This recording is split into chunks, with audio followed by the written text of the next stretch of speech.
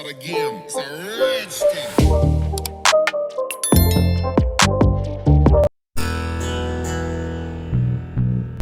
Hi అండి, welcome to షాన్విస్ kitchen.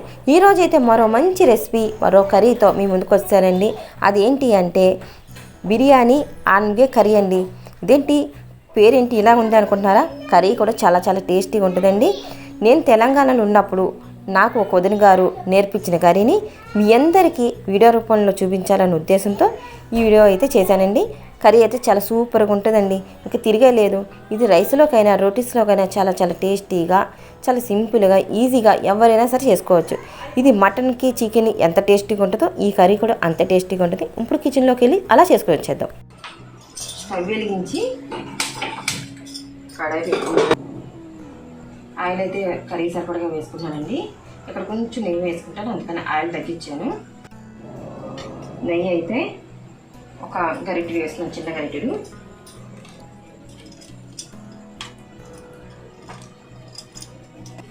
నెయ్యి oil వేడెక్కిన తర్వాత ముందుగా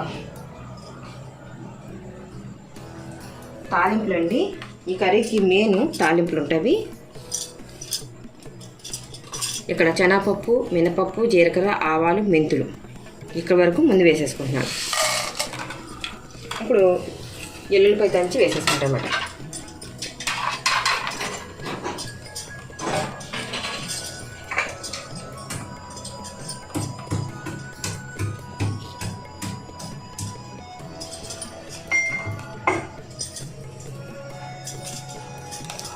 ఎల్లుల్లిపాయలు చిన్నపాయలు తీసుకున్నానండి.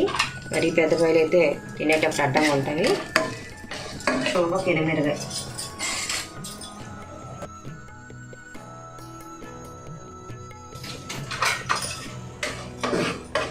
కరివేపాకు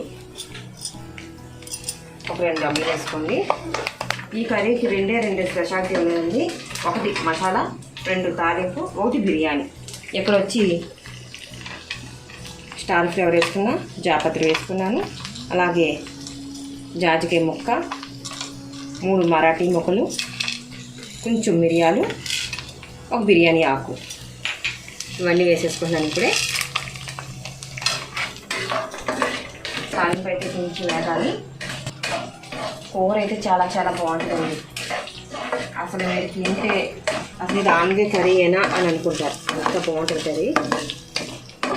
మనకి అన్ని ఫ్లేవర్లు తగులుతాయి. ఎలా అంటే మనం వేసిన తాలింపులు, అలాగే బిర్యానీ మసాలా, అలాగే మసాలా ఉంటుంది కదా, మనకి రెగ్యులర్ మసాలా వేసుకుంటాం కదా, అది మొత్తం ఈ 3తో ఆనగే కర్రీ అయితే చాలా డెలిషియస్గా ఉంటుంది.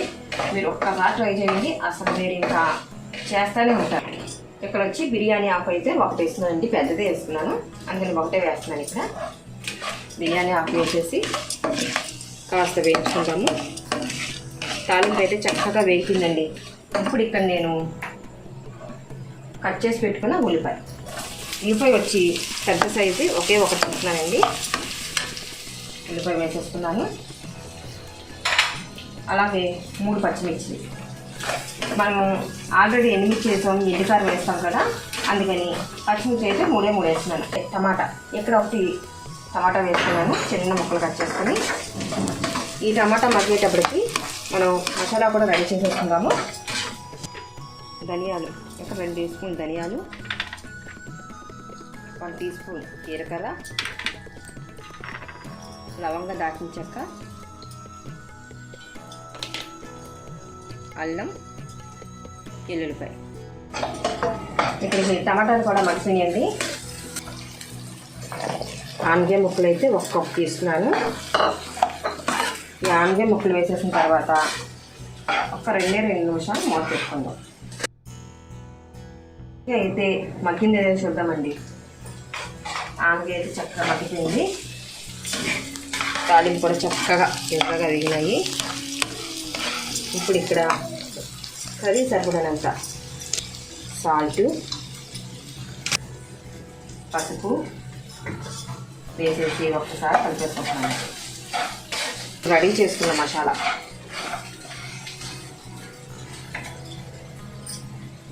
ఇలాగా రెడీ చేసిన మసాలా కూడా వేసేసుకుంటున్నాను.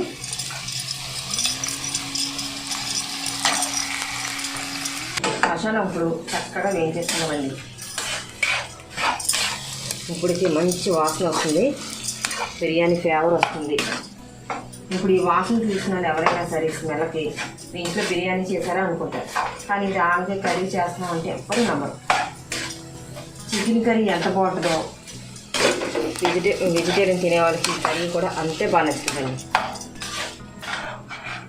చాలా చాలా బాగుంటుంది. చికెన్ కర్రీలు మటన్ కర్రీలు కాదండి, వెజిటేరియన్స్ కూడా ఈ రకంగా చక్కగా చేసుకుని తినచ్చు. మీరు ఒక్కసారి ట్రై చేయండి. కారం 1.5 టీ స్పూన్ వేసుకున్నాను. నేను చేసిన కర్రీకి 1.5 సరిపోయింది. స్పైసీ కావాలనుకున్న వాళ్ళు ఇంకొంచెం వేసుకోవచ్చు. వేసిన మసాలా కారం ముక్కలు పట్టేలా కలిపేసుకొని మిక్సీ జార్లో ఒక 1/2 గ్లాస్ వాటర్ వేసి ఆ మసాలా వాటర్ కూడా వేసేసుకున్నాను నేనైతే. మీరు కూడా అలాగే వేసేసుకోండి. ఇంకొక 1/2 గ్లాస్ వాటర్ వేసుకున్నాను, ఎందుకంటే వేసిన ఆనపకాయ ముక్కలు మసాలా అన్నీ కూడా చక్కగా ఉడికి చక్కగా టేస్ట్ రావాలి కదా, అందుకని 10 నిమిషాలు మూత పెట్టి ఉడికించుకుంటే చాలండి, చక్కగా ఉడికిపోతుంది.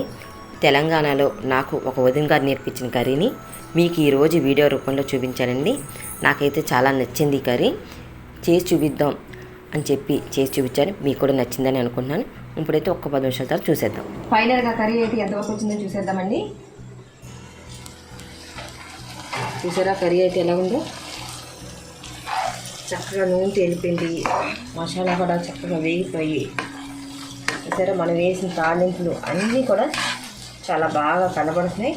స్మెల్ అయితే గుమగుమలాడుతుందండి. బా ఇప్పుడు మేము కర్రీకి నైట్ అయింది కదా, చక్కగా రోటీ చేసుకుని తినేస్తాం, చపాతీయో పులకాయో చేసుకుని తినేస్తాం. ఎక్సలెంట్గా ఉంటుంది. మీరు చికెనే కాదండి, మటన్ కాదు, ఆనపకాయ కర్రీ కూడా ఈ రకంగా చేయండి. చికెన్ మటన్ ఎంత బాగుంటుందో అంత బాగుంటుంది ఈ కర్రీ అయితే. ఇప్పుడైతే నేను స్టవ్ ఆఫ్ చేసేసి సర్వింగ్ బౌల్లో తీసుకొని ఫైనల్గా మీకు చూపిస్తాను. ఫైనల్గా అయితే ఆనపకాయ మసాలా కర్రీ ఎంత బాగుందో చూడండి.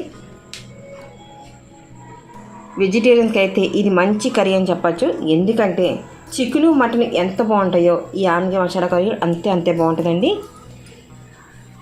మీరు కూడా ఒక్కసారి ఇలా ట్రై చేయండి, చాలా బాగుంటుంది.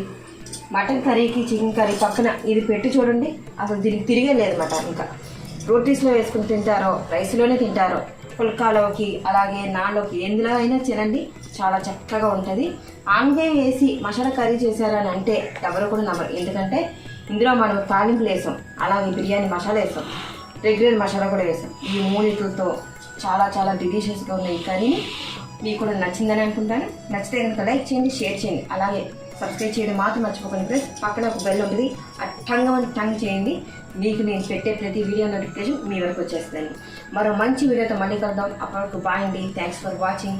ఇప్పుడు వరకు నా వీడియో చాలా ఓపికతో చూసినందుకు మరోసారి థ్యాంక్స్ ఫర్ వాచింగ్ అండి.